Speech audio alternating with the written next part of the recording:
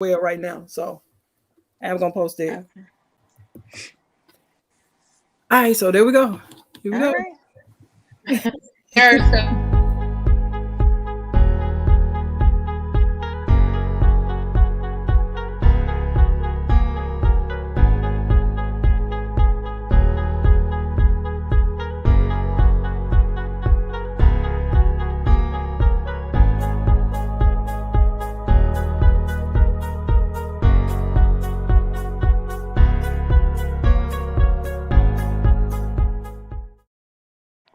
All right, there we go.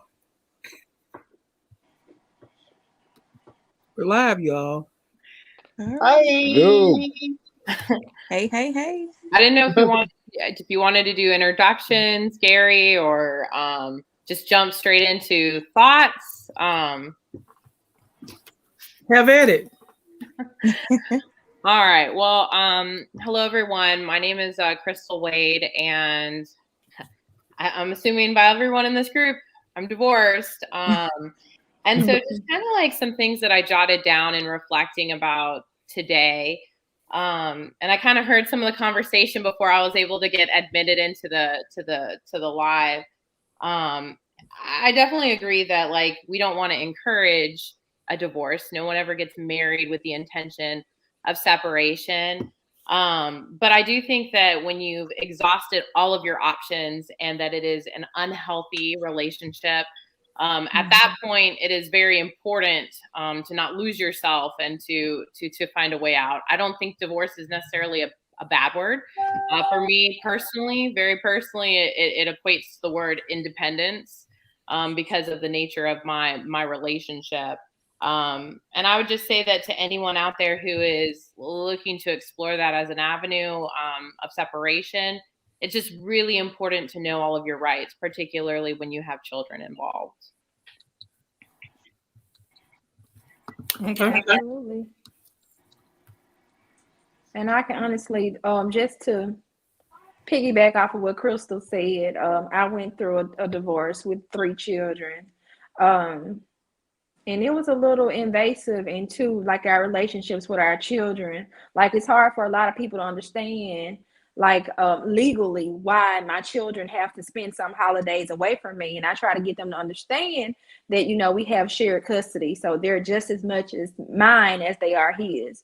So it's really not just my obligation to say, well, they're my children and they stay with me, and so he's not going to get them for holidays, or he's not able to take them here or there. So I don't have any say so because legally we share custody. And that was like the longest part of our divorce, setting the parameters for how we would parent our children separately, but together, basically.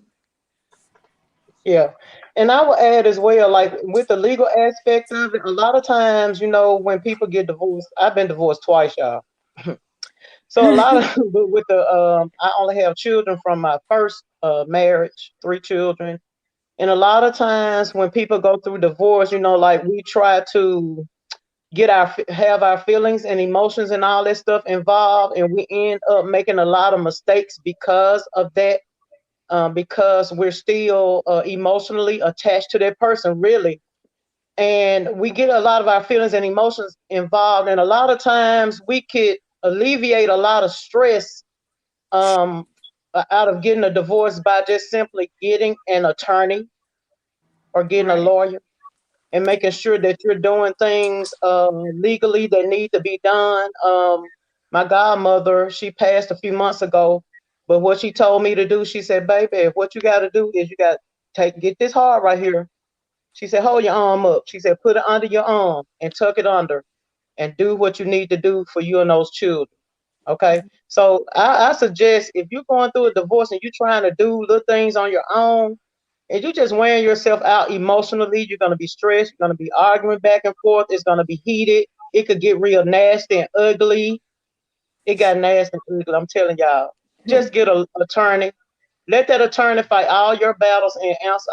He gonna answer. He or she will answer all your questions legally. Settle things and do what needs to be done. Get your feelings out of it. It's gonna be hard. Get your feelings out of it. Get your emotions out of it. Just get you an attorney and do things legally the way they need to be done, so you can have much more peace and understanding, and you can alleviate a whole lot of stress that way. So I just said that about the legal part, since they, everybody kind of started off that way. Right. Because I Kendra, think one of the go ahead. dumbest decisions that I made, like you said, out of emotions, even though I had a lawyer, one of the decisions that I made pertaining to my children was I decided that I didn't want to accept any child support from him. And the judge and my lawyer were like, "What?"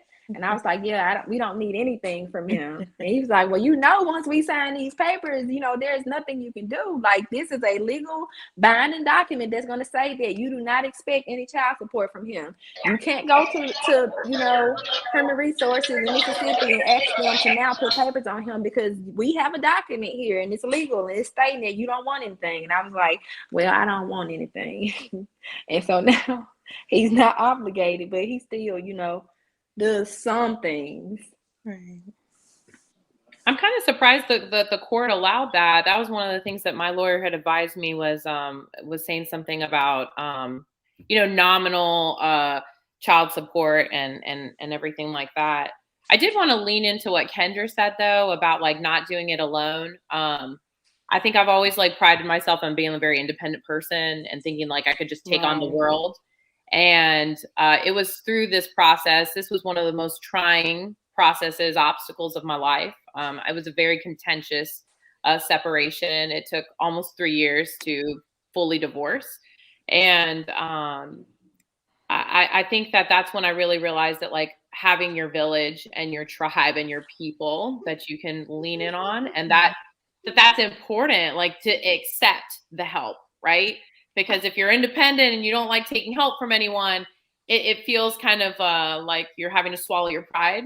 And I think that my relationships have become stronger and that I've developed deeper trust with the people that have helped me through this process. Yeah, I always say I don't, I'm kind of like that too. I like to do things on my own, but yet and still over the years, I have realized that, hey, when you need help, call for help. Because, life is too short and it's too stressful. And after having gone through stress, health problems, financial problems, everything, just the whole, I learned to call for help. True enough, you can't call on everybody, but, there are some people that you can call on, never feel like, you're by yourself. Sometimes people take it for granted when you get a divorce, it's almost like somebody dying. Yeah. It's almost like a death, but nobody calls you. Nobody gives you flowers. Nobody says, if you need me. Nobody says that. They just think you're okay because you're typically a strong person. Mm-hmm. But they don't realize, shoot, getting a divorce is just like somebody dying and nobody's sending you a sympathy card or giving you a phone call or anything like that. But you learn to open your mouth and call for help. Don't sit there and suffer, silently and saying, well, I'm going to do this by myself. Don't even pretend that you're that strong either. Typically I'm a person that I bounce back. I'm going to get back there where I need to be. But however, we can't ignore our feelings and the things that we're going through and experiencing. We can't pretend like we're so tough and, hey, I'm going to get over it. I'm good over here, this and that. Come on now. Let's be real about, hey, how we're feeling. We don't have to tell the world. We don't have to tell the world, but, we have some people that we confide in. If we don't, you know what? If you got insurance, you can get therapy. When you go to your doctor, you tell your doctor, hey, I know this is going on in my body, but I got some other stuff going on. I need help.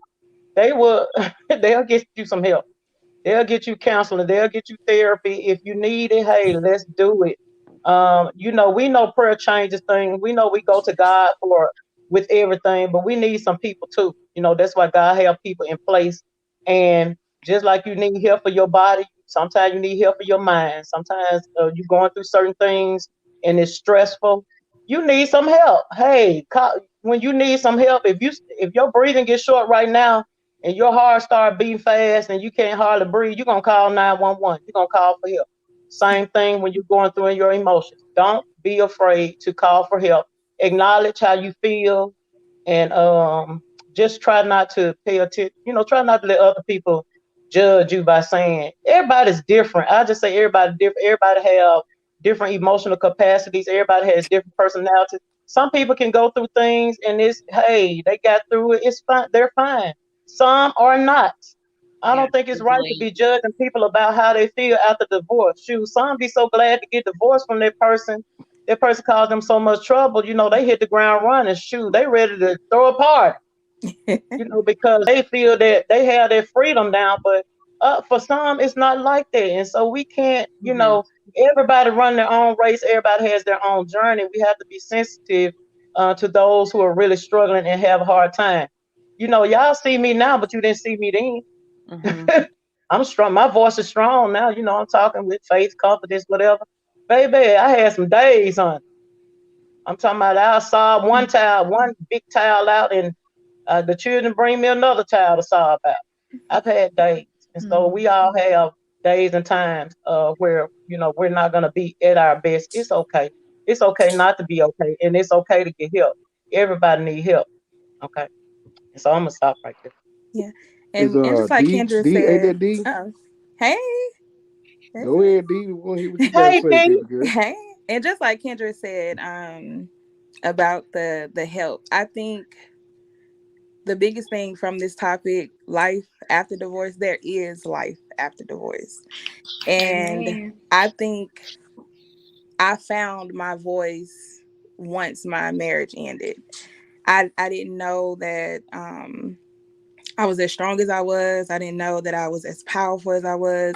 I didn't know that my words carried any weight. And I think what people don't realize in any relationship is like a mirror.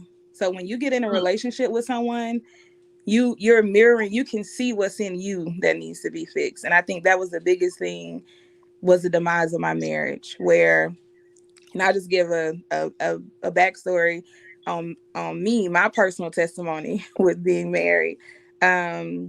I got married at a very young age, my early 20s. And I married the first man that said, I love you, I want to marry you. And I also went to God and asked, hey, is this what you have for me? And he specifically said no.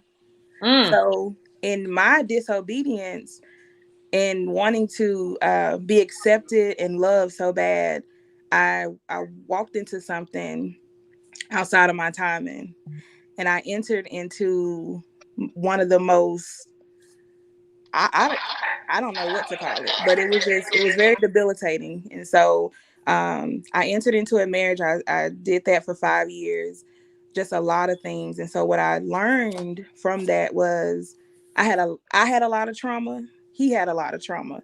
So you got two broken people wanting to be in something that does not identify or line up with what God has said marriage should be like.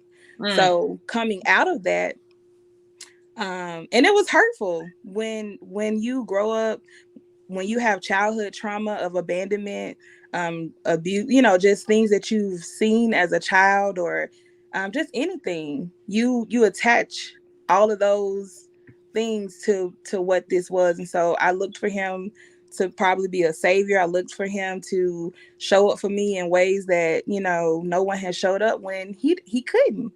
And so when it ended, I was heartbroken. Like Kendra said, it was like grieving a death. I felt like I had lost someone. But what I learned was, all things work together for the good of those who love God according to his purpose. While I went through that, while I was disobedient, God restored me. He really allowed me to see that it wasn't the end. There is life after this. So now I get to, tell my story and say, hey, you have to walk in therapy. Oh, sis girl went to therapy. Sis went to therapy, and sis sat there and sis did her work. Sis realized that, it wasn't 100% him. And I think if I would have been on this platform a year ago, it would have been 100% blame on my ex-husband. No, I take the blame. I take the blame because I wasn't healed. I was mirroring relationships that I shouldn't have been trying to mirror. So you learn a lot about yourself, even in places that you should not be. And so to piggyback off, and the therapy helped me realize it's okay. It's okay. It does not mean that you failed. It just means that you now have tools that can shape you for the next marriage. You have tools that can help someone else. It's nothing. I gained a beautiful son out of that, and so I want people to also know that it's you didn't fail at anything. You learned something. And rather to be in something that's toxic, rather than to be in something that's leaving you, God has not called us to be doormats. I'm a firm believer. You try things until you can't try anything else, but there are things that are permissible to walk away from marriages. Abuse, adultery, those are things, some people can bounce back from adultery. Some people can't. I ain't that girl. I have my boundaries. Some people can bounce back from abuse. I'm not your girl. So you have things, and I've seen people bounce back from certain things and where they are thriving in marriages. But it's one of those things where you have to know what you're called to and stick to that, and don't go outside of. There's protection and provision and obedience. And so I had to learn that. And like Kendra said, I hadn't always had a strong voice. I said nothing in my marriage, but now I know who I am. And so whether it have been that or something else, I'm glad I just thank God I didn't die in it. I thank God that I got the help that I needed. And I thank God even now I can look at my ex-husband as someone just like me. There's something in all of us that may be a little broken, that needs, and so instead of looking at a person by what they do, I look at my therapist, the question she asked me, she didn't say why you did it or what. The question she sat down and she said, what happened to you? What happened to you as a child? What happened to you as an adolescent? What happened to you? And as I start to unpack those things, I'm like life happened, things happened, and we don't realize that our experiences shape who we are. How we grow up shapes us, shape how we are. What we believe, it shapes what we think about marriage. And so I would encourage anybody. Therapy is really good, and also like-minded people, wisdom and some help. So that's just my 2 cents. Okay, well, I'm gonna go on ahead and Marie, give my who we quick have 2 down here in the cents. corner, Marie? I think I might be the youngest person on the panel. Hi, I had to get her my camera on. I might be the youngest person here, but I was married for 2 years. Same man, father. We have a child together. All of that. He was the first guy I ever really loved. The first guy to do everything with. I only have a few minutes, so I'm gonna give y'all like a snippet. I'm at work. I have to go back to work. But yeah, we got married and I was naive. Let me just say that. My mother and father, they're both in church. I was raised in church. I saw all of it. Dad's a pastor, mama's minister of music. I had the whole works. I sing. I did all of it. But I also had to realize the church did not teach me how to be married. I'm just going to be honest. They only said get married. They never said how to stay married or how to be married. So when I got married, I really didn't have that knowledge that I should have gotten from the missionaries or whoever was leading me. My examples of who I grew up with were not the best examples. I instantly never really trusted males. I didn't have the best example of a male growing up in my household.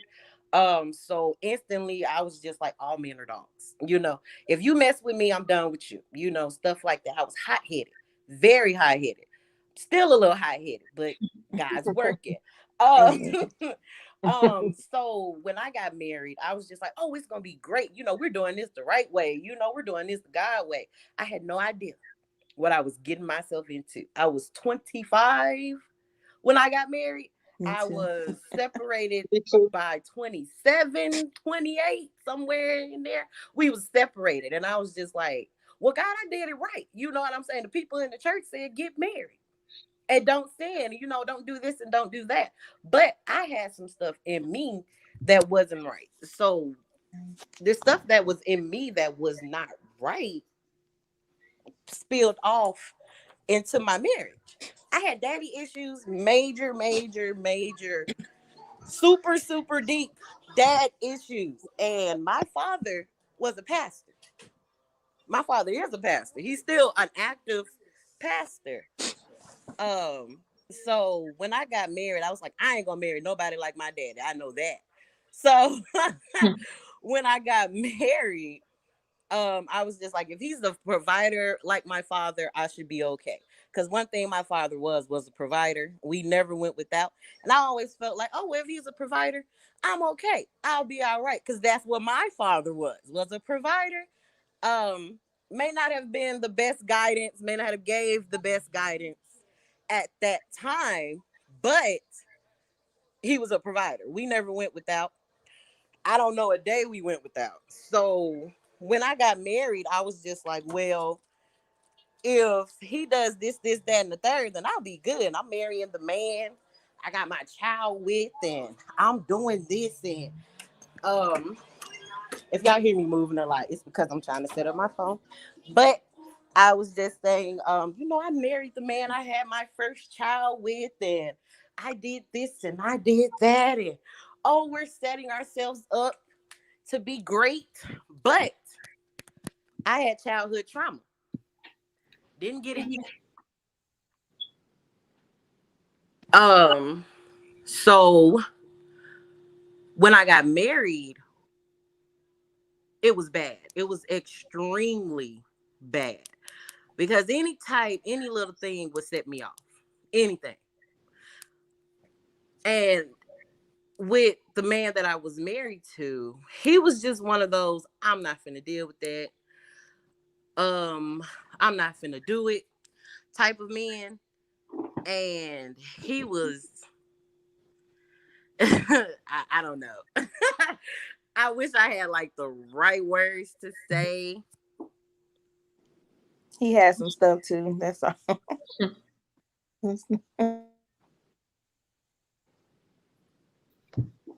I'm gonna be the old.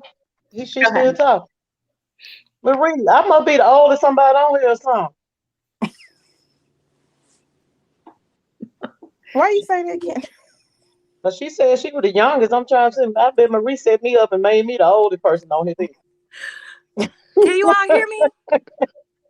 We hear you now. Yeah, we can hear you. Oh, okay. I don't know what happened. But yeah, so when I got married, it was rough all the way around. I remember my mother, who is like the best guard, she gives me the best guidance. I just don't listen to it. My mother said that you both need to go to therapy before y'all get married, because we have both gone through a lot with each other when just our dating life. And I was just like, okay. So we went to one session and that was it. We didn't go again. But when we separated, it was really bad. When we separated, it was not a good separation. It was a horrible separation. It was ridiculous. And I was in this Christian group, and I was just talking to the ladies that I was in the Christian group with, and I was just like, I don't know what to do. I don't know how to fix this. I don't want to fix this, but I feel like, I should at least try, because normally I'll just be like, okay, whatever, I'm done. But I felt like with me being married, I should try. So I was directed to a therapist, and we did couples therapy as well as my own individual therapy myself. Come to find out, I have daddy issues, and within my daddy issues, or I had daddy issues, and within that, I realized that I was the way I was because of that. So I would, like Dewana was stating, I would always point the finger at him and be like, you're the reason why we're this way, and you're the reason why we're going through this. When I was a nagger, I was never satisfied. There was nothing you could do to satisfy me or anything like that. So when I went to therapy, And I really sat down and I really talked about all of this stuff because I was dealing with anxiety, I was dealing with depression, I was dealing with a lot. So I didn't want to be put on medication. So I found other means to deal with my anxiety. Um, and that wasn't good for me either, because then that just caused me to just, become attached to that. So while in therapy, and I was talking to my therapist about my life, and she was like, "Are you a Christian?" And I was like, "Yeah, I was raised as a Christian. My whole family is a Christian. We all sing and we're in church and all of that." And I was just like, I feel like I shouldn't go through this. You know what I'm saying? Mm. I was like, why am I going through this when I've got the teaching? Like, the other people on the outside of me aren't going through this. They ain't been in church, but they've been married 30 years and things like that. Never been in church, never got that teaching, but they making it. So what's wrong with me? Why can't me and why can't we make it? And she just was like, okay, well, how are you in your marriage? And I was just kind of like, what do you mean? Instantly offensive. And she was just like, well, how are you in the marriage? And I was just like, I was great. And so she was like, she's like, you sure you were great? And I was like, well, yeah. And she was like, okay, well, tell me what you did that was so great. So I go off and I name and everything, and she was like, okay, so you were a wife. And I was like, yeah. And she was like, that's what wife's supposed to do. And I was like, well, he didn't do this when I said this, and he didn't do this when I said that. And she was like, so that means he's a bad man. And I was like, well, when we dated, he cheated. Mm.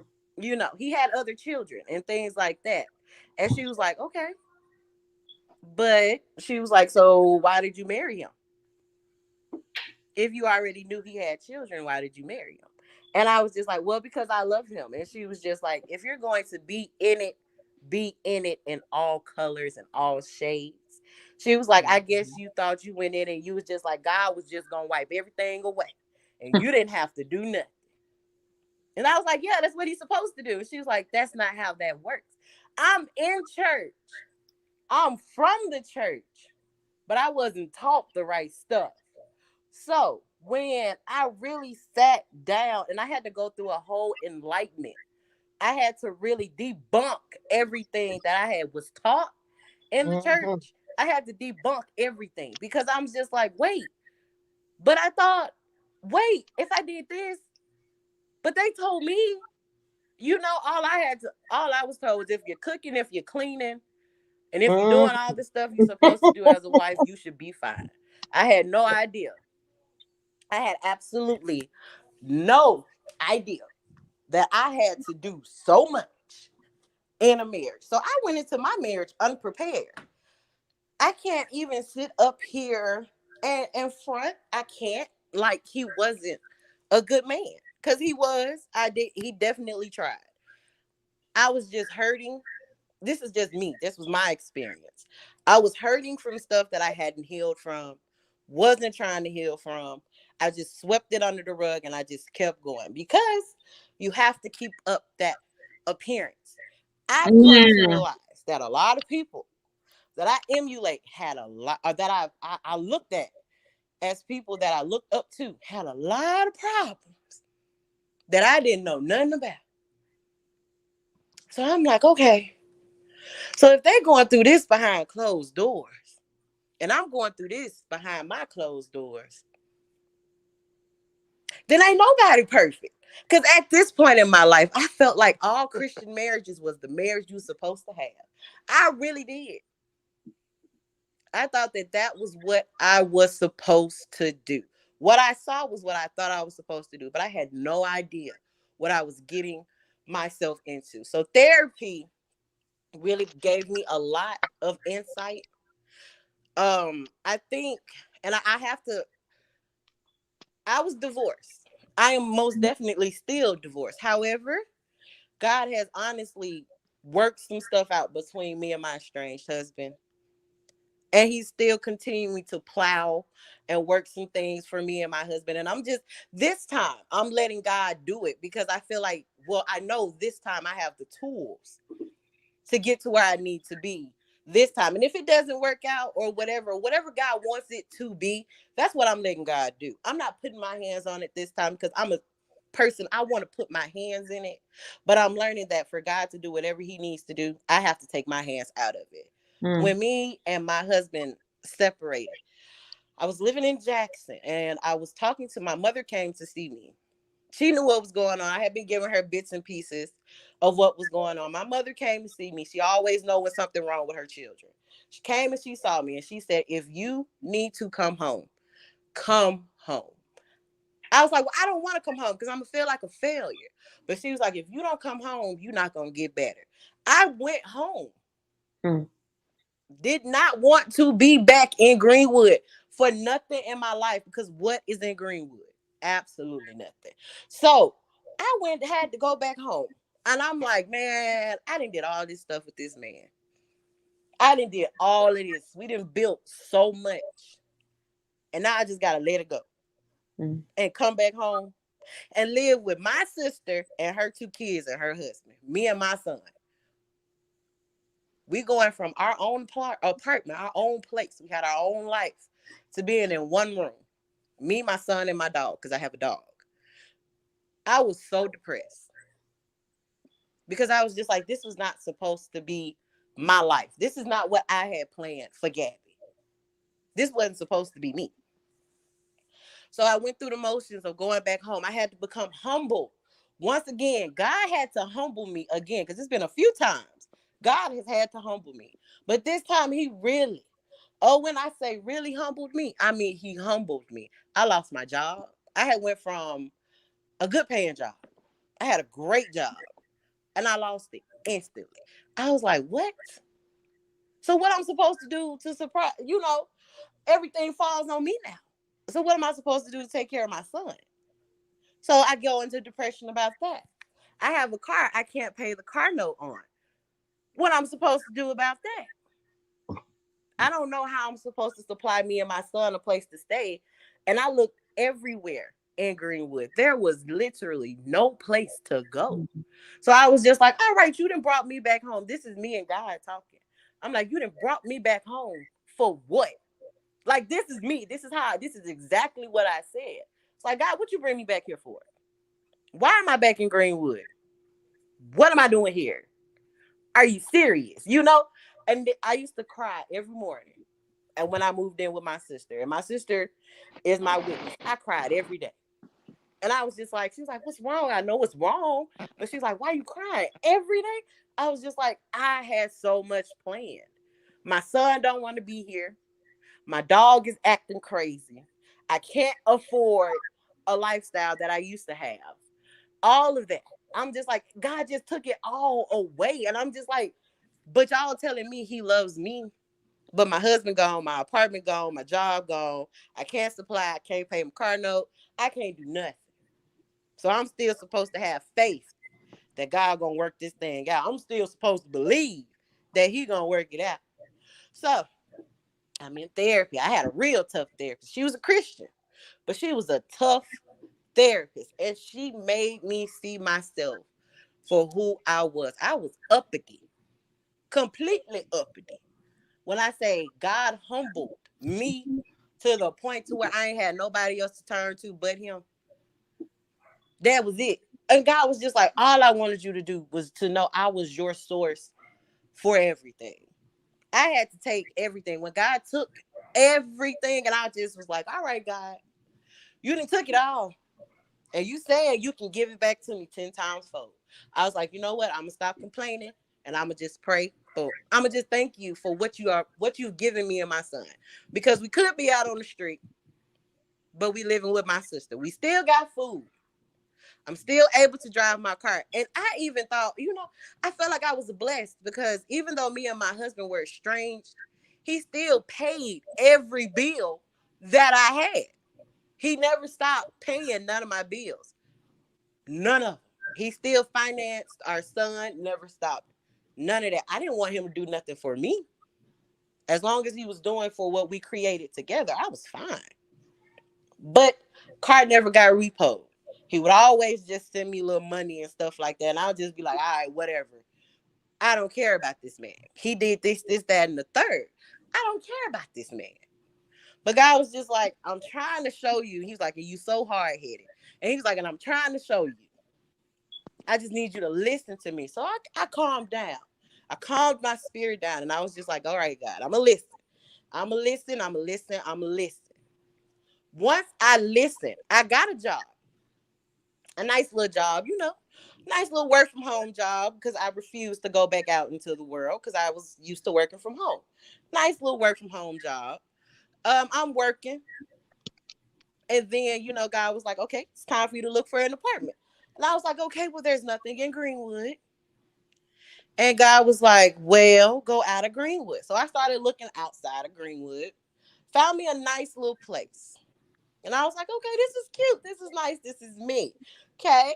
And I can afford this with the job that I have.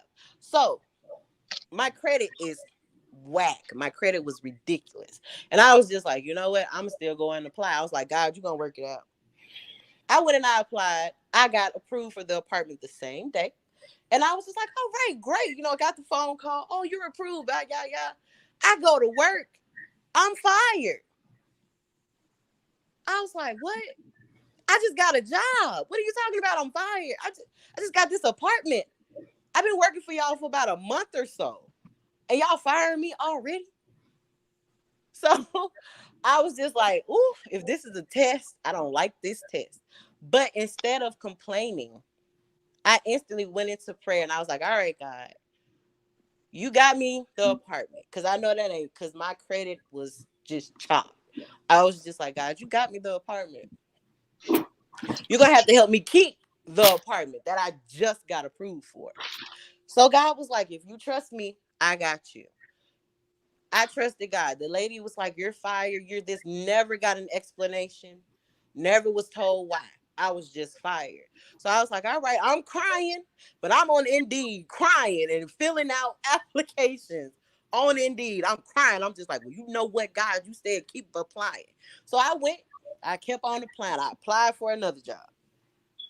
I got hired the same week I got fired. I was fired on a Tuesday.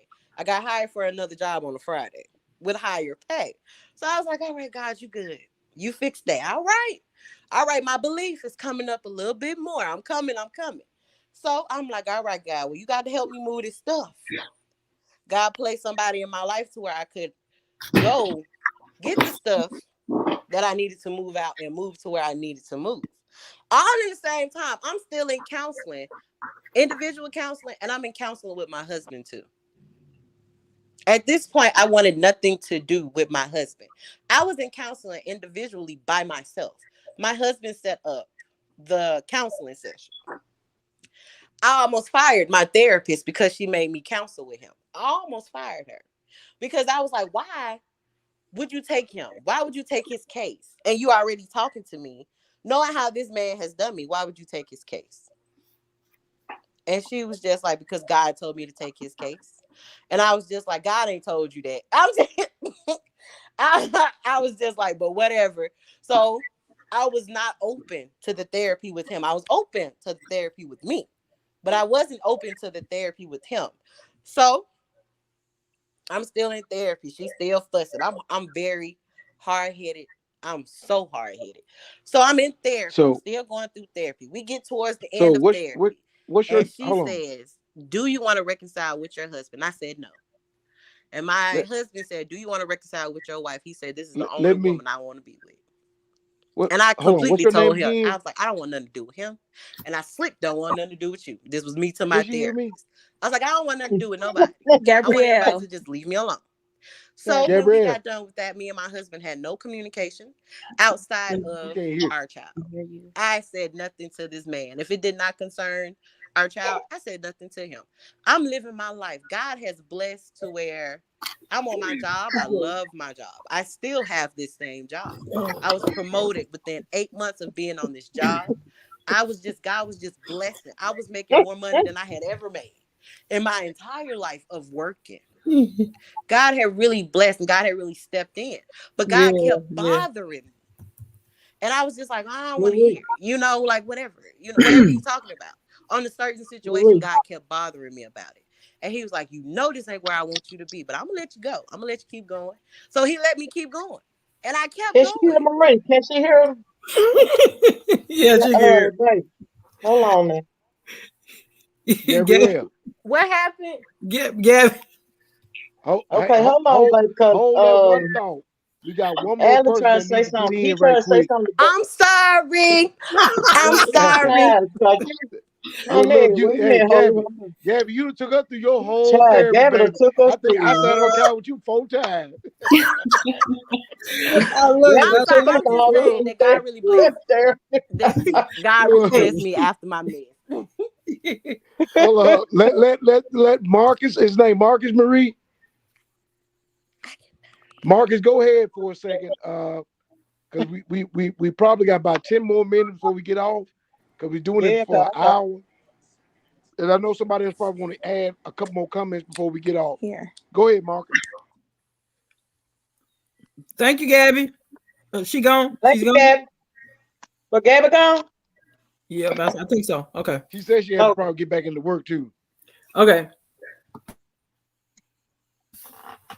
Go ahead, Marcus.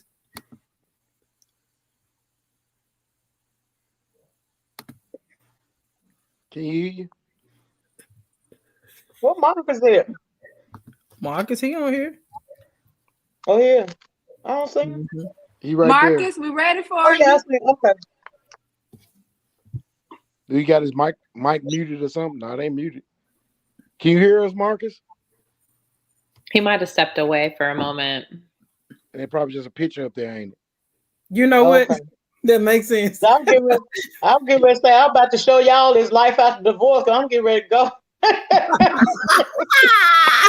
No, I do think that, like, there was one thing that Gabby said that kind of resonated with me, and she talked about her past trauma affecting her marriage. And I entered into the marriage without a whole lot of past trauma. I had a very good childhood. I was very privileged, but a lot of my trauma came from my marriage. And so it's like, if you don't reconcile your traumas, they're going to follow you into your next relationship. So just understanding, what are your triggers? What are your hurts? What are your, boundaries? And being able to really understand, like, what is important and that healing process, So that was something that kind of stood out to me. Hey, can y'all hear me? Yeah. Go ahead, Marcus. Okay, my name is Marcus Roseborough. I think this thing was loud. Dealing with the life after divorce. There is a life after divorce. I'm married now, but I went through a life after divorce. I was with a person that was in the church, and I say it's a wolves with sheep clothing in the church, because there's a lot of people that will fool you that they're so in the church that they wear their sheep clothing to throw you off. Because I was dealing with a person that she had 3 different baby daddies, and I was taking care of the kids and different stuff like that. And her mom was a minister, and she had a mom lying for her and different stuff like that. And all I did was work, home, and church. And I took care of the 3 kids like they were mine. And she was cheating on me with the 3 different baby daddies, and she also got engaged to somebody else while we were married. So I dealt with the depression of talking to my pastor, talking to the first lady, and different things like that. And so we finally got a divorce, and she got married to the new guy. And also, she was still messing with the 3 baby daddies also. But you gotta have a prayer life. You gotta have some Jesus. You gotta have some God. God will send you the people that you wouldn't expect for Him to send in your life to help you go through a divorce or separation or something of that nature like that, because you're feeling down and you need that shoulder to cry on, but everybody's shoulder ain't meant for the cry on, because you might have that family member that's glad that you're going through your situation. Or you might have that friend they're glad that you're going through that situation. And instead of them helping you and talk and coaching you through, they ready to go spread your business on Facebook or tell their friend about it, laugh about it. And at the same time, they hugging you with the same hand that they stabbed you in the back with. So you got to have some Jesus in your life. You got to have a prayer life. And God, in the past, God sent people that I didn't even know, that when I prayed about God, help me get through this divorce. God, help me get through this situation, separation, and things like that. He said he was sending people that I didn't know to my job to just stop by and tell me this is a test that you must go through in order to turn it around to a testimony. And I said, why me? Why me? And then God said, why not you? He said, I use anybody to bring forth and show my word is true and it won't come back void. So we might have some viewers on here or in the comment section that you might want to throw in the towel because that person filled you with so many lies that they loved you and fooled you and you was doing this and doing that for them and they didn't appreciate that and they took it and dogged you out or things like that. But God can turn that situation around. I was talking to somebody, she wanted to run into a tree because she thought that person had loved him. And back to my situation, some years ago, 2014, when I met the woman that I'm married to now, all I seen was a picture. And after all that stuff that I went through in that bad marriage, because I ain't gonna put her out there like that, but all that stuff I went through, I lost a house, I lost a car, I lost a truck. When things went wrong, I lost it all. This was in 2012. But see, I met the woman that I said on that picture in 2014. I said, God, that's my wife. And from 2014 to right now, I'm with that woman because after that picture was shown to me that woman was gonna be my wife. The lady that I was married to, she said, "Go get your own kids. My kids don't need you." God blessed me with 2 kids. I got a 6-year-old and I got a 1-year-old. That house that I lost in 2012. I'm in a 4-bedroom home. That car I lost in 2012, I got a 2021 Honda Sonata. That truck, the SUV I lost in 2012, I got a 2021 Hyundai Palisade SUV. Everything you lose, God will give it back to you. That happened in 2012. God turned my situation around in 2021. That's all I have to say. Just keep on praying and believing. Therapy is good, but Jesus is better. Oh yes, definitely. Amen to that. I certainly agree with that. Amen. Come on, Adam. I agree with that. Come on, Adam. And if you're not, I want to say this, that even if you don't have things that you have overcome right now, some things that I had to start over twice. I've been divorced twice. Okay. So I had to start over again. I'm not at the place where I can say that a lot of stuff has been restored. I have my life. I have peace of mind. I have a relationship with my children. I have a life and freedom and things to do, and I have my independence. I'm still blessed, okay? Because don't think because, certain things haven't happened yet. I haven't got remarried. Child, I just got divorced in last year. So, of course, I mean, So don't think find fulfillment there's fulfillment in your life, even if you haven't been remarried, or if you're not dating anybody, or if you don't even see the potential to date anybody right now. There's still fulfillment in your life. You still have a life. Okay, you still have things to enjoy. So just think about the freedom that you have right now. Think about your relationship, a better relationship that you can have with God, your family, and friends, and other single people that are productive. Like you have to watch being around negative people.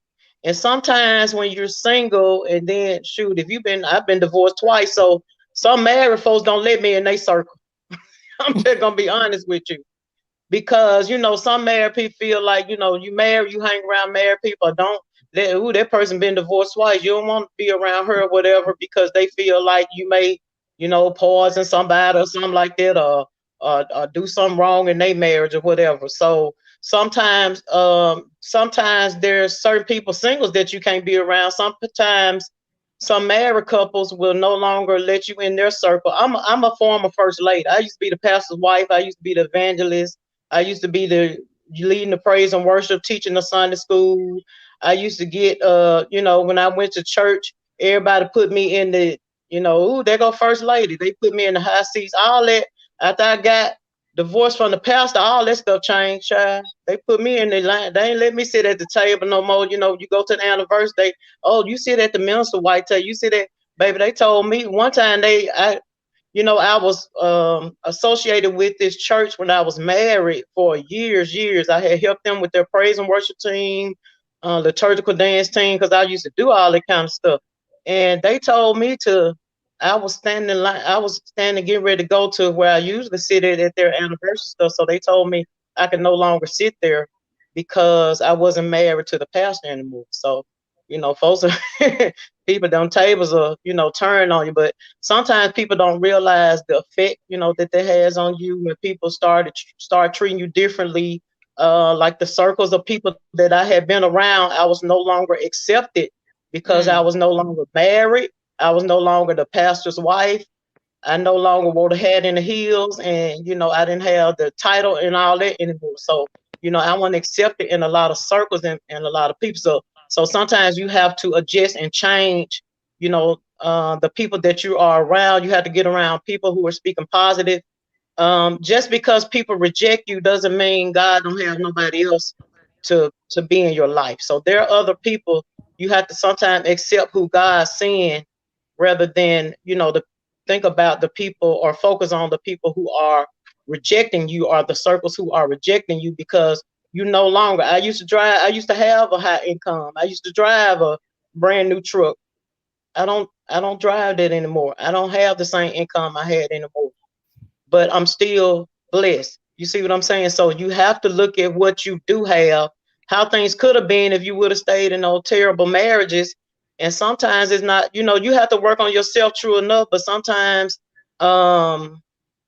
we can't always, sometimes people just get on this guilt trip. Oh, just blame. If this happened to you, blame yourself. No, I ain't blame myself if I was good to a person. That's crazy. If I was good to somebody, basically, I got my ways. Everybody got their ways. Nobody's perfect. But if I was a good wife in a marriage, I'm not going to sit up there and beat myself up because, some people say, well, you allowed it to happen. Well, you're not going to start being bad to nobody, ugly to nobody just because, you're still going to be you. And I'm the type of person, I'm going to do right by a person. Not saying that I don't have anything to work on. I'm not perfect by any means. And I have my own little personality and my own little ways. But I'm just saying, basically, if you are, doing right by a person in a marriage or in a relationship, you don't expect to get treated badly. You expect to, like Alan said, you expect the same energy to be returned to you. And then sometimes you can give so much, and then people feel, you're so free-hearted and giving and want things to work and trying to build together. Some people take advantage of that. Yeah. They take advantage of that, and they dog you out because you're good to them. They use you because you're too good. Sometimes I feel like, shoot, I must was too. Sometimes you could be too good to a person. So I'm not on now somebody else might be there, but I'm not on this trip saying that, well, it's your fault because you allowed this to happen. No, because in the next relationship, I'm still be good to the person that I'm with, or if I get married again, I'm still gonna be good to that person. I just need that person to be good to me as well. Yeah. I need that energy to be returned. I need somebody to respect me for who I am and not try to change me into somebody else. I don't need a person to abuse, manipulate, talk down on me, want to fight and argue and all that kind of stuff. So I just say I don't even know where I'm going with this, but I'm just saying sometimes we have to, change our circles. There are things to do. We just got to do them. You just because you divorced don't mean and the church wants you to just sit up in the house all the time and read your Bible. That's fine. But sometimes you got to get out and you got to be among people. You got to fellowship, with other people and do things with other people.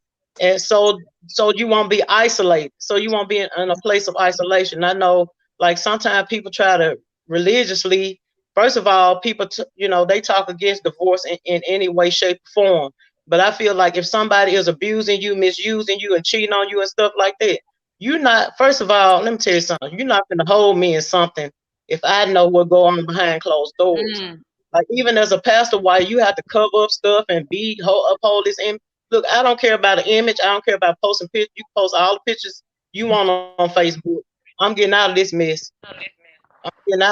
I'm not going to just keep on being abused and being misused and being manipulated and all this kind of stuff, trying to uphold an image for somebody. No, that's not going to work. So sometimes we can do too much with religion because we think we pushing religion, but what we need to do is push God. God has given us liberty. He wants us to be happy. He wants us to be set free. He don't want us to be depressed, down and out. He don't want us to have black eyes and stuff like that. Okay, so and get cheated on and saying that, well, it's okay. No, it's not okay. And so if we choose not to put up with that, I don't let religion put me in a box because I know who God is, and I know God don't want you living, a certain kind of way. And some people say, well, if he ain't hitting you, baby, look, some words hit harder than a fist.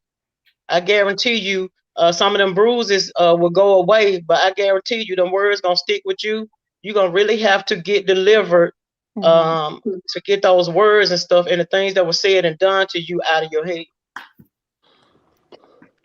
Kendra, there was so much that resonated with me with what you said because I feel all of that. And I think when you've been through such a traumatic either marriage or separation, you realize how important and how valuable peace of mind is.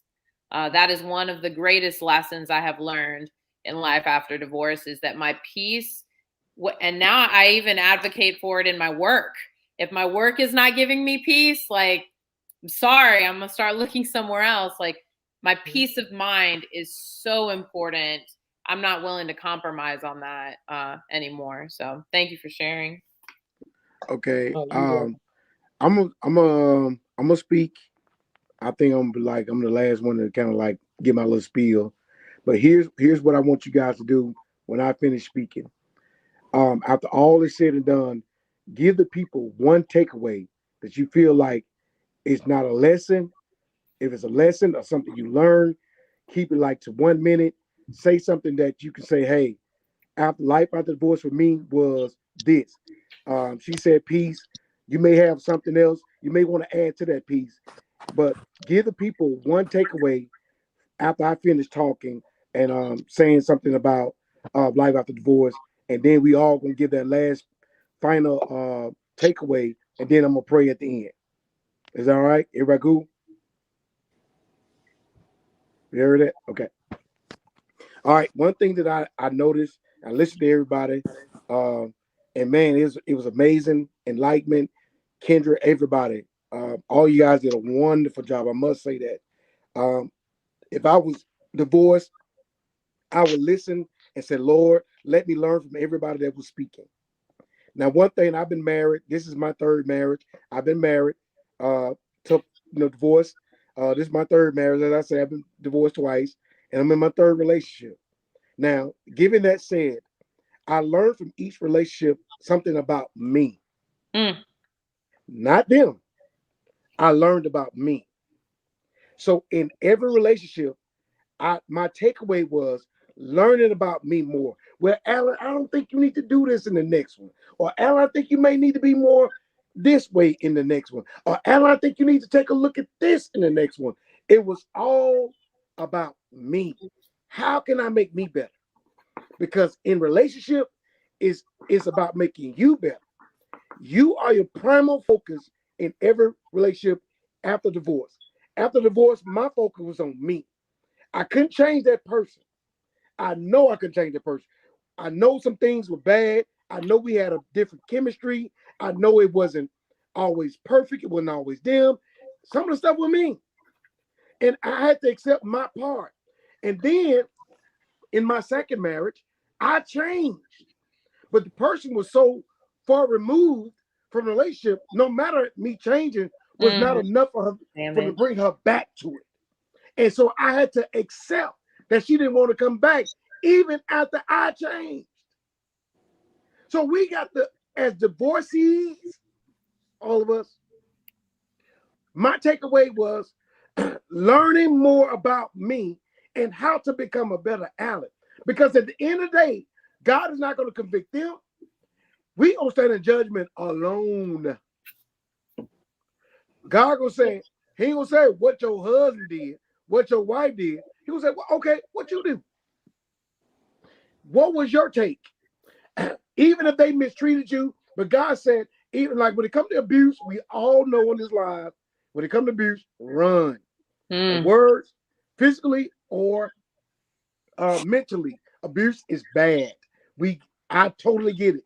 And I would never admonish anyone to stay in any abuse, any form of fashion. This is not what I'm talking about. I'm talking about fight it out till you work it out. No.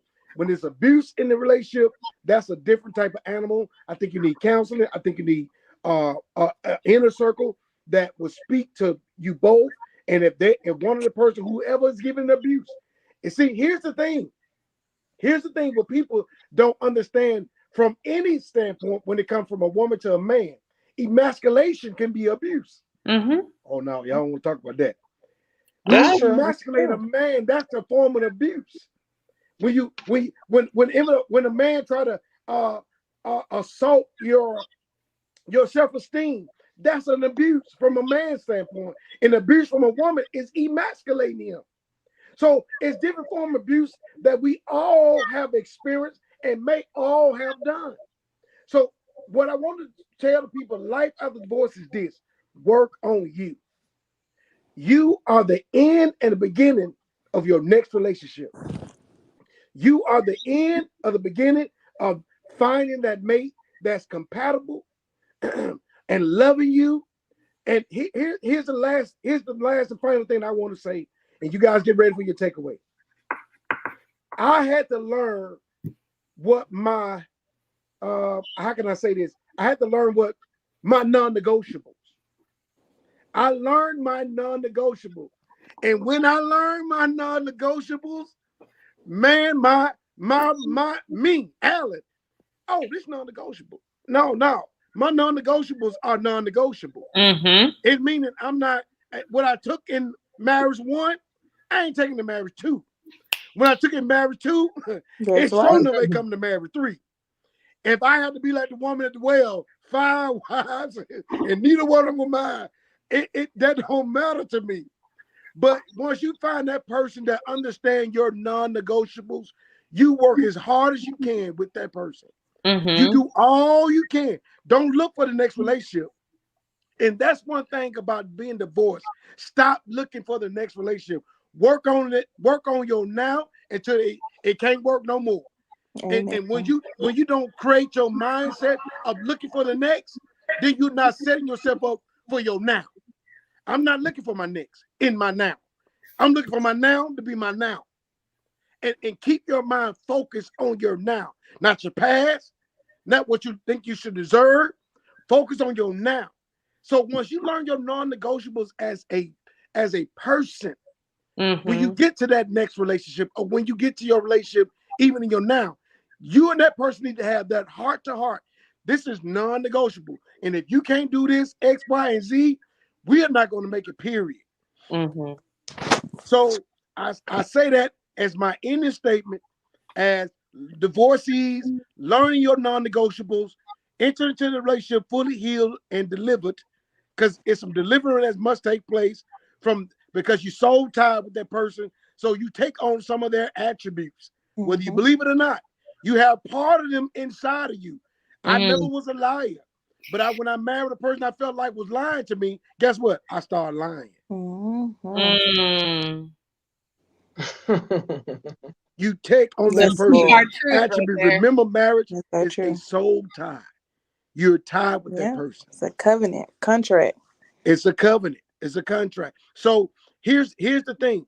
I want you guys to, in a minute, one quick minute, and get yourself ready, Kendra. I want to go with you first, then to go to my light-skinned friend over in the corner. I can't remember her name right now, but she light-skinned. You know not to be asking me to say something in a minute. You know not to be asking me to say something in a minute, but I'm just gonna y'all just stop me at a minute because you already know how it is. But I'm just gonna say I just come on. We can always have a part two. We can go ahead. Okay, I enjoy my peace and my freedom now, and I enjoy the people who are a part of my life now, and the marriage for me. And I love to be in a relationship. Don't get me wrong. Now, I'm not the person just say it's just me and Jesus. No, I want to be in a relationship.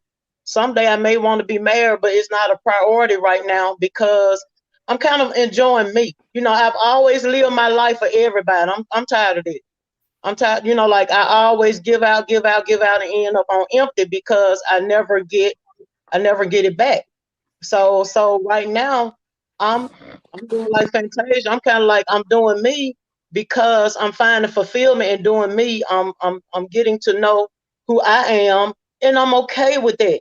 Sometimes if I didn't live up to other people's expectations, I wasn't okay with that. I was the yes girl, the always giving girl, the just give until it hurt and give until I have no more to give type of woman. But now, you know, it's all about expectations for me now. Not saying that I'm not willing to meet anybody else's expectation, because that's what it's all about. But I have certain expectations, and we got to learn how to stick to. First of all, you got to know what you expect and be able to voice that to another person. And so right now I'm thinking about what is it that I need in a relationship in order for me to be fulfilled as a person, in order for me not to get in a relationship or a marriage and get lost and lose myself and try to or someone to turn me into someone that I'm not. So it's all about expectations right now. So have your expectations set those. Sometimes you'll get lonely, because it's some people that you might have to turn down or turn away or even not deal with because you set your expectation. Because see, the enemy gonna try to bring the same person, you know, that you've been used to being with. So, but you gotta set your expectations and stand on that. And like everybody was saying, you know, put God first, pray, and I believe in it, and stand on what you expect in a relationship. Not just sometimes I have the habit of getting into a relationship to just give everything. I mean, I just get in there and just give everything, the whole kitchen sink. You know, so but I do things differently now, and sometimes that'll cause me to, you know, not to be in a relationship, but that's okay. I'm fine. You know, find things to do, find yourself and do yourself. I can go out by myself. I can go sit down and eat dinner by myself. I can go get my nails done by myself, and then I enjoy the freedom of I don't have to ask nobody but God. You know, I just have to get clearance from Him to do certain things, and but I don't have to explain nothing to nobody, ask nobody nothing or nothing. I kind of like that part too. So I'm getting to know me. I'm getting to do me, and I'm sticking with my expectations this time. Okay, go ahead, light skinned friend. Are you talking about me? So the first thing that I want to make sure I reiterate is this idea of like grounding yourself in gratitude. I think that has helped to bring a lot of peace and joy to my life. We didn't really hit on children, but at the very beginning, but I think it's really important to say that like our children inherit the love we give ourselves. So what our children see and what they experience, like the greatest gift we can give our children is an example of like what a loving, nurturing relationship should look like.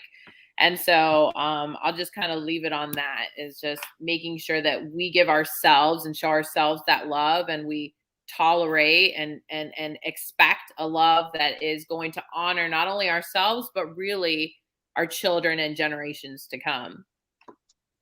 Okay, expectation, children, generation, love. That's amazing. Thank you so much. That's an amazing takeaway. And we didn't talk too much about the children because we had other things. And then we'll talk about how to deal with divorce to the kids, because my kids, one of my oldest daughters had issues and is seeking counseling. And I didn't know I divorced early she was like 7 years old, but she carried that, and she's 18 now. Finna be 19, so she carries some things, and we'll deal with that on the part 2. How did it affect the kids when the divorce happened? Marcus, go ahead, bro. Give us a 1 minute takeaway, something that you feel like the people need to know in about 1 minute. All I have to say is you gotta love yourself, man. You gotta know what you're gonna put up with, what you're not gonna put up with, what you prayed about, and what you just